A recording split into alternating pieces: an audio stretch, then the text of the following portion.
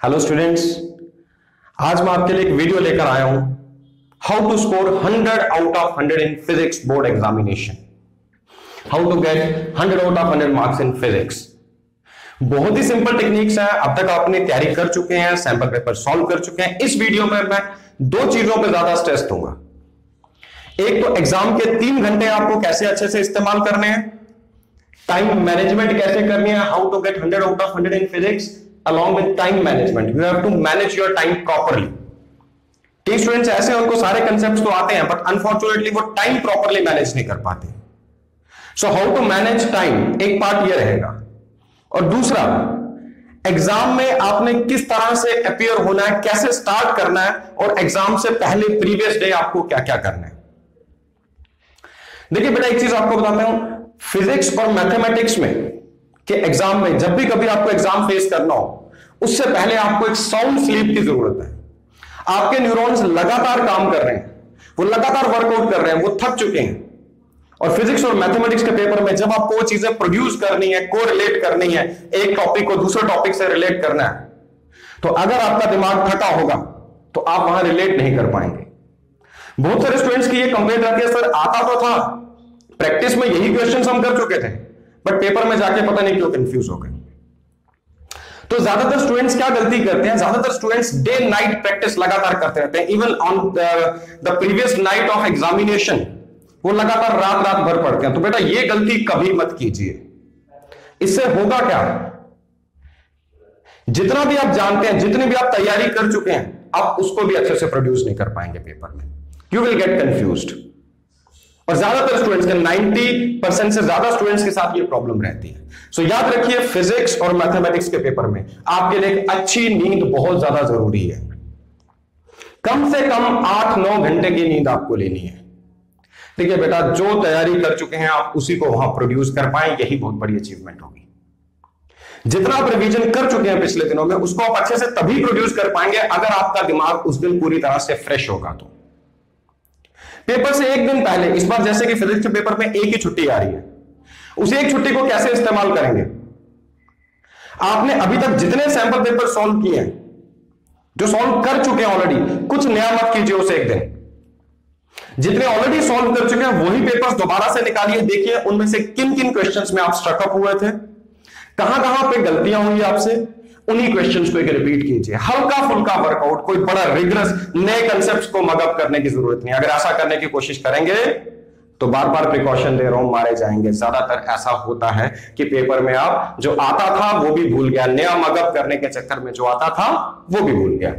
So it is better कि जो आपने प्रैक्टिस किया आप उसको अच्छे से प्रोड्यूस कर पाए। Fine, okay. Now the day of examination, the day of paper, जब आप सुबह उठ के एग्जामिनेशन हॉल पे जा रहे हैं तो आपकी स्टेट ऑफ माइंड क्या होनी चाहिए। अक्सर आपके दिमाग के अंदर से स्टिमुलस आएगा, अंदर से नहीं आया तो आपका कोई दोस्त आपको कॉल करके बोलेगा, कोई फ्रेंड आपका, अरे तूने वो टॉपिक पढ़ा, वो टॉपिक कैसे करना है। चूंकि आप कुछ 1 घंटा रहा पेपर को, 2 घंटे रहे हैं, तो इस टाइम पे नए कंसेप्ट मगअप करने का कोई मतलब नहीं है। आप अवॉइड कीजिए, चाहे आपके अंदर से वो डिस्टर्बिंग वॉइस आए, चाहे बाहर से आए, उन सब चीजों को अवॉइड कीजिए, खुद को इंसुलेट कीजिए ऐसी आवाजों से। और एक ही चीज खुद को बार बार बताइए, सेल्फ टॉक कीजिए खुद से, आई can do it, I can do it, I can do it. जितनी बार ये बोलेंगे इतनी बार आपके लिए बढ़िया। बिकॉज जब आप ऐसा बोल रहे हो तो आप बेसिकली कर क्या रहे हैं। देखिए, अभी बहुत सारी स्टडीज हो चुकी हैं, हम ये मानते हैं कि हमारा ब्रेन 2 लेवल्स पे काम करता है, कॉन्शियस और subconscious. Subconscious is just conscious is just 4%, subconscious is 96%। Conscious controls your action but subconscious controls your result. अगर आप चाहते हैं रिजल्ट बढ़िया हो तो वो जो 96% है उस तक एक बार कमांड पहुंचा दो, आई can do it, I can do it, I can do it. वो कुछ भी करके किसी भी तरीके से राइट टाइम पे जो क्वेश्चन सामने होगा उससे रेलिवेंट, उससे रिलेटेड इंफॉर्मेशन वो कहीं ना कहीं से एक्सट्रैक्ट करके सामने लाएगा। चाहे आपने उसको रिवाइज भी ना किया हो, चाहे आपने उसको 6 महीने पहले पढ़ा हो, तो आपका सबकॉन्शियस माइंड अंदर से उसको रिकलेक्ट करके आपके सामने रखेगा। तो मॉर्निंग में जोश में रहिए, जोश के बिना आप काम नहीं कर पाएंगे। जोश में रहिए, जोश में रहना बहुत जरूरी है। अपने आप को पंप अप कीजिए, जंपिंग कीजिए, आई can do it, I can do it. ये सेल्फ टॉक सबसे बेहतरीन तरीका है खुद के अंदर जोश भरने का। आप कभी कभी नोट करते हैं, जब आप बहुत एक्साइटेड होते हैं, जैसे शादियों में, फंक्शंस में आपके कोई पुराने रिलेटिव्स आपको मिलते हैं, कई बार आपको 10 साल 15 साल पुराना इवेंट कोई याद आ जाता है जिसको आपने पिछले 15 सालों में रिवाइज नहीं किया। तो इसका क्या मीनिंग है? इसका मीनिंग जब आप एक्साइटेड होते हैं तो आपका ब्रेन की एफिशिएंसी कई गुना इंक्रीज हो जाती है। 15 सालों से जो इवेंट आपने कभी रिपीट नहीं किया था, आपका ब्रेन अचानक से रिकलेक्ट करके आपके सामने रख देता है। तो जो पिछले 1 साल में पढ़ा है तो ये वो भी कर सकता है।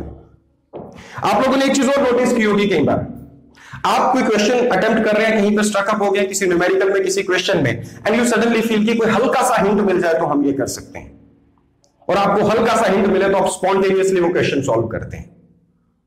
वो हल्का सा हिंट आप ये उम्मीद करते हैं कि बाहर से आएगा, लेकिन आपके ब्रेन के अंदर से भी वो हल्का सा हिंट आपको मिल सकता है। So my advice to you is be cool, be calm, be enthusiastic, be charged up. Because charge up होंगे तो ऑप्टिमम परफॉर्म कर पाएंगे। देखिए, जो नॉलेज है उसी को आपने प्रोड्यूस करना है। आप उसी को 100% जो है आपके पास, अगर उसी को प्रेजेंट कर पाए तो बहुत बड़ी अचीवमेंट होगी। तो ये तभी कर पाएंगे जब आप एक्साइटेड होंगे, एंथुजियास्टिक होंगे। सो wish you all the best. Secondly, now जब आप एग्जामिनेशन सेंटर में जाते हैं, जब आपको क्वेश्चन पेपर दिया जाता है तो you are given 15 minutes to read the question paper. ये 15 मिनट बहुत इंपॉर्टेंट है। ये इतना इंपॉर्टेंट है कि यही डिसाइड करेंगे अगले 3 घंटे में आपने क्या काम करना है। और ज्यादातर स्टूडेंट्स की टेंडेंसी क्या होती है, 15 मिनट्स में फटाफट क्वेश्चन पेपर को पढ़ने की कोशिश करते हैं। क्वेश्चन पेपर को पढ़ने के साथ साथ वो उसके सॉल्यूशंस इमेजिन करने की कोशिश करते हैं। देखिए, जो 3 घंटे का पेपर है, 15 मिनट के अंदर आप उसके सॉल्यूशंस नहीं इमेजिन कर सकते।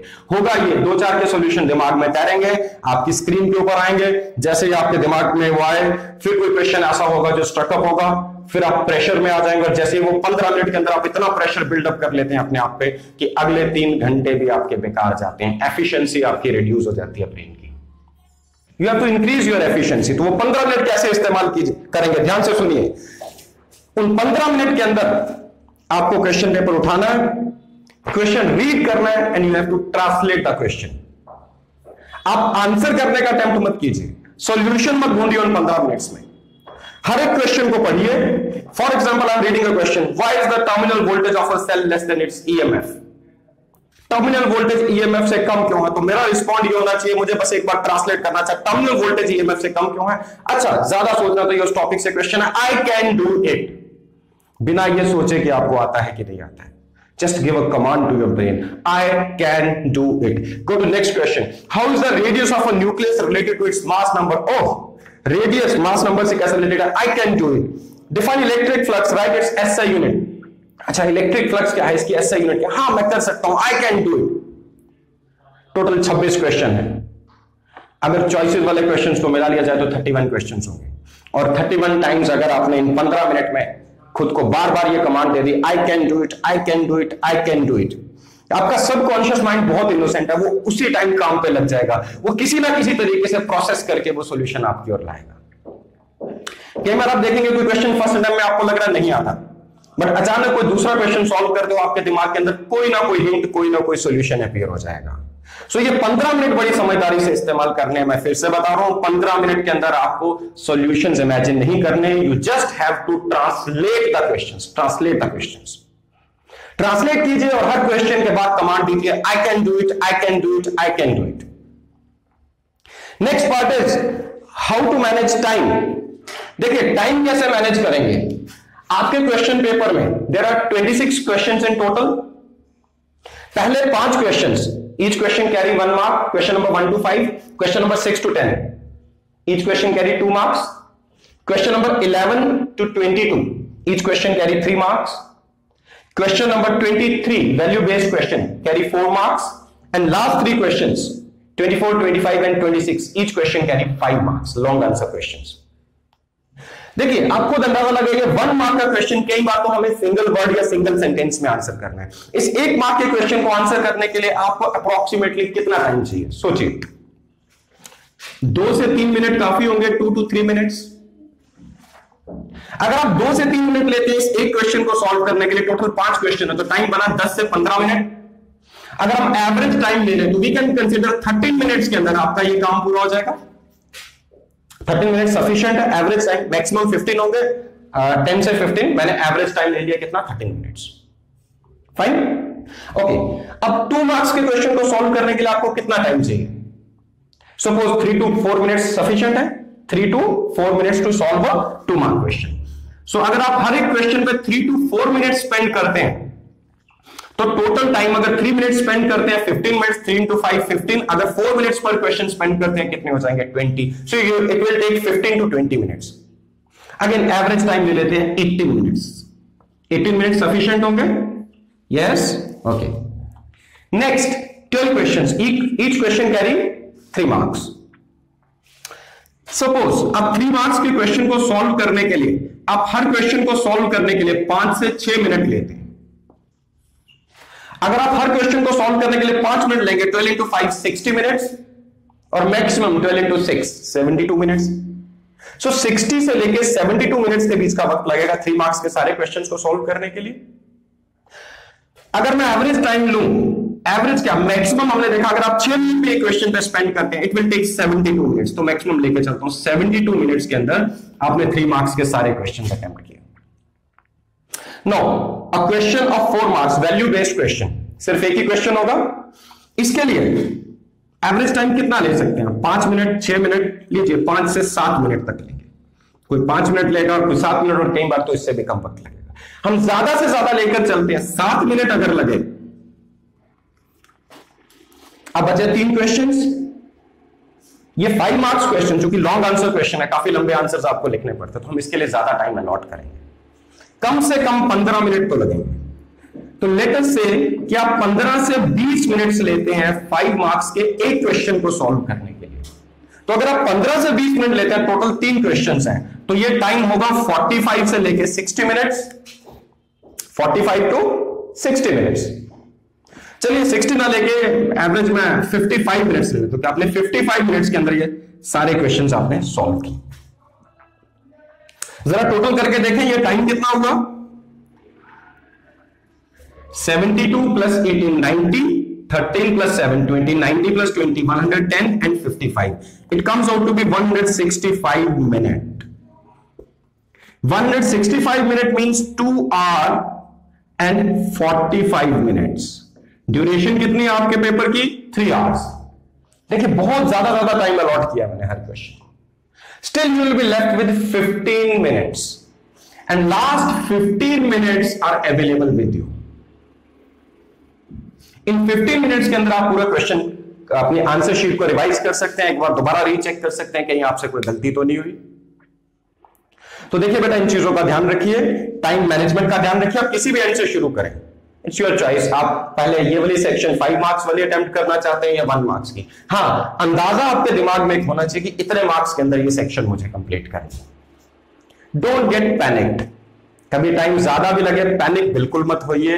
रिमेन कूल एंड काम। जितने कूल एंड काम होंगे उतना बढ़िया परफॉर्म कर पाएंगे।